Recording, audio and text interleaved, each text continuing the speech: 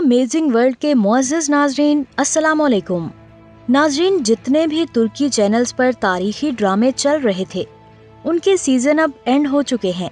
मिसाल के तौर पर कोर्लुश उस्मान, बारब्रोसलर, दास्तान और अल्परसलान वगैरह। और आजकल टर्किश ड्रामों के बिना दिन बहुत बोर से गुजर रहे हैं। तुर्की के तारीखी ड्रामों का अपना अलग टेस्ट है। सच तो ये है कि जो भी तुर्की के तारीखी ड्रामे एक बार देख ले वो फिर इन ड्रामों का दीवाना होकर रह जाता है और उसे मनगढ़ंत कहानियों, इश्क माशूकी और सास बहू वाले सीरियल बिल्कुल फजूल लगने लगते हैं। ऐसे शोज देखकर तो यकीन जानिए कि तबीयत बेजार होने लगती है। हम ये नहीं कहते कि तुर्की ड्रामे हर किस्म की गलतियों से पाक होते हैं, ऐसा बिल्कुल भी नहीं। गलती उनमें भी जरूर होती है। जैसे ही हमें इन ड्रामों में कोई गलती नजर आती है हम जरूर उस पर आवाज उठाते हैं। इस हवाले से हमारी ये वीडियो आप देख सकते हैं जिसमें हमने तुर्की के उन ड्रामों के बारे में बात की है जो इस्लामी कल्चर के बिल्कुल मुखालिफ हैं। बहरहाल पाकिस्तान और इंडिया में चलने वाले तमाम सीरियल से तुर्की के तारीखी ड्रामे बहुत जबरदस्त हैं। नाज़रीन, ये बातें तो चलती रहेंगी। अब आइए आज की वीडियो की तरफ। आज के वीडियो में हम उन तारीखी किरदारों के बारे में बात करेंगे जिनको हम कोर्लुश उस्मान के सीजन 3 में तो देख चुके हैं, लेकिन वो कोर्लुश उस्मान के सीजन 4 में नहीं होंगे। नाज़रीन, ना दिखाए जाने वाले तारीखी किरदारों में से पहला किरदार जो आपको कोर्लुश उस्मान के सीजन 4 में नहीं देखने को मिलेगा वो है उस्मान गाजी के ससुर और रूहानी उस्ताद हजरत शेख एदाबाली रहमतुल्लाह अलैह। शेख एदाबाली को जब कॉनली ने जहर दिया था तब भी उनके बारे में यही कहा गया था कि अब उनका किरदार कोर्लुश उस्मान से खत्म हो गया है, लेकिन मोहम्मद बोजदाग उनको फकिया इब्राहिम के जरिए दोबारा वापस ले आए। लेकिन अब चूँकि एक और तारीखी रूहानी शख्सियत दुर्सन फकिया के किरदार की एंट्री हो चुकी है तो इसलिए शेख एदाबाली का किरदार खत्म कर दिया जाएगा। उनके किरदार को खत्म करने का तरीकाकार ये होगा कि इस्लाम कबूल करने वाले ईसाइयों को इस्लामी तालीम देने के लिए उनको बेलाजक किले में भेज दिया जाएगा और जो कुरान और हदीस का दर्स हम और आप शेख एदाबाली से सुना करते थे अब वो दर्स हम दुर्सन फकिया से सुना करेंगे। चूँकि ड्रामा सीरीज कोर्लुश उस्मान में इस्लाम और कुरान की बुनियादी तालीमात को बड़ी खूबसूरती के साथ पेश किया जाता है ताकि दुनिया भर के मुसलमानों की एक खामोश तबलीग होती रहे, क्योंकि दुनिया इस वक्त लादीनियत की तरफ माइल हो रही है। अब भी दुनिया में बहुत से लोग ऐसे हैं जो किसी मजहब या दीन पर यकीन नहीं रखते। उनके नजदीक ये दुनिया खुद ब खुद चल रही है। इस दुनिया को चलाने वाला कोई खुदा नहीं और कोर्लुश उस्मान ड्रामा गैर मुस्लिम भी देखते हैं। इसलिए ड्रामा सीरीज कोर्लुश उस्मान में इस्लाम और कुरान की बुनियादी तालीमात को बड़ी खूबसूरती के साथ पेश किया जाता है। तो ये ड्रामा काफी लोगों को इस्लाम के करीब लाने का सबब बना है। नाज़रीन, कोर्लुश उस्मान के सीजन 4 में दूसरी चीज जो हमें कम ही देखने को मिलेगी वो है काई कबीला, क्योंकि उस्मान गाजी ने यनी शहर फतह कर लिया है, इसलिए अब वो कबीले के बजाय यनी शहर में कयाम करेंगे। तारीखी कुतब के मुताबिक यनी शहर फतह करने के बाद उस्मान गाजी ने वहाँ मकानात तमीर करवाए। आप और आपके जंगजू इन्हीं मकानात में रहने लगे। शायद आप लोगों ने कोर्लुश उस्मान के सीजन 3 की आखिरी किस्त में इस शहर की फतह के बाद उस्मान गाजी का ये जुमला सुना होगा कि ये शहर वो जगह होगी जहाँ हम रहेंगे।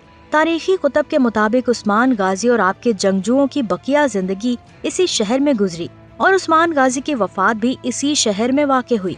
नाज़रीन, हम यहाँ उस्मान गाजी के बारे में ये बताना जरूरी समझते हैं कि उस्मान गाजी के पास दौलत होने के बावजूद आपने फकीरी की जिंदगी को तरजीह दी और उस्मान गाजी ने ये जो तर्ज जिंदगी अपनाया था इसमें सबसे बड़ा किरदार शेख एदाबाली का था। शेख एदाबाली उस्मान गाजी के रूहानी मुर्शद थे जो उस्मान गाजी की कदम कदम पर रहनुमाई करते। उस्मान गाजी ना तो महंगा लिबास पहनते और ना ही उनकी तर्ज जिंदगी में बड़ी बड़ी फतूहात के बाद कोई फर्क आया।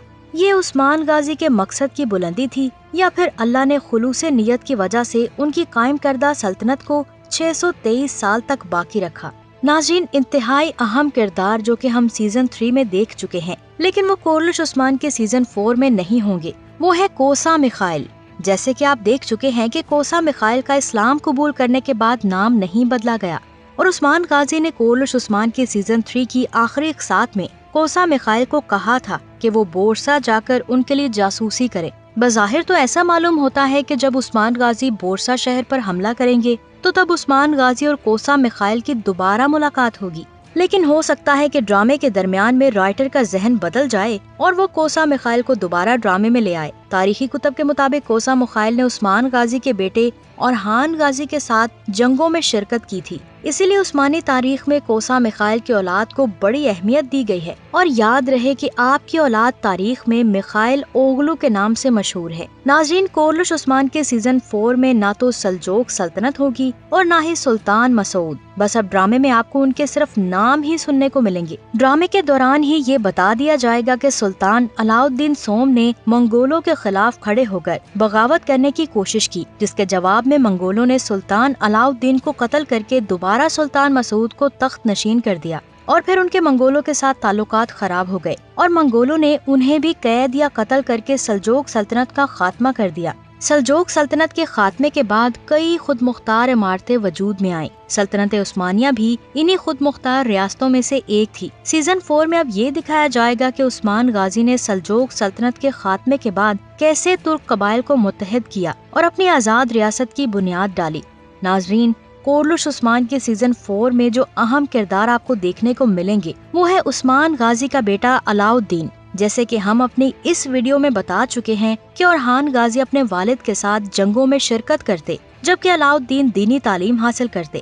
ڈرامے میں ان کے بارے میں صرف یہ سننے کو ملا کرے گا کہ علاؤالدین فلاں جگہ پر علم حاصل کرنے گیا ہوا ہے، اور ویسے بھی تاریخ میں علاؤالدین کو وہ مقام و مرتبہ حاصل نہیں ہے جو اورحان غازی کو حاصل ہوا۔ اورحان غازی اپنے والد کے ساتھ ہر مہم میں آپ کے شانہ بشانہ لڑتے تھے، اسی لیے ان کی اہمیت کو دیکھتے ہوئے محمد بوزداغ اورحان غازی پر ڈرامہ بنانے کا فیصلہ کر چکے ہیں۔ محمد بوزداغ نے اورحان غازی پر ڈرامہ بنانے کا اعلان تب کیا تھا جب دریلش ارطغرل کا سیزن 3 چل رہا تھا۔ آپ نے کہا تھا کہ ان ڈراموں سے میرا اصل مقصد سلطنت عثمانیہ کی حقیقی بنیاد کو بیان کرنا ہے کہ کس طرح ایک چھوٹے سے قبیلے نے محنت کی، کس طرح سلطنت عثمانیہ کی بنیاد پڑی، اور پھر کس طرح سلطنت عثمانیہ کو مضبوط اور طاقتور ریاست بنایا گیا۔ قبیلے کے لیے ایک محفوظ علاقہ تلاش کرنے والے ارطغرل غازی ریاست کو مضبوط بنانے والے اورحان غازی تھے۔ محمد بوزداغ نے یہ تاریخ ارطغرل غازی کی زندگی سے اس لیے شروع کی تاکہ لوگوں کو شروع سے ہی تاریخ سمجھ آ سکے۔ محمد بوزداغ اورحان غازی پر جو ڈرامہ شروع کریں گے، پتہ نہیں اس کا وہ کیا نام رکھتے ہیں،